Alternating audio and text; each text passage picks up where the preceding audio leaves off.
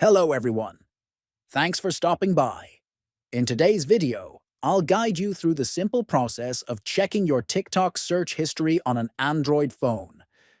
Whether you want to review or clear your past searches, this step-by-step tutorial will help you do it quickly and easily. First, open the TikTok app on your Android phone.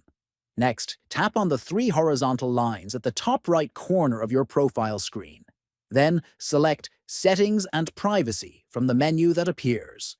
After that, scroll down until you find the Activity Center option and tap on it. Finally, tap on Search History to see all your previous searches. That's all there is to it.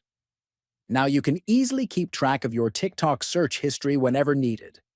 Thank you for watching. Please like the video and subscribe for more useful tech tips. See you soon!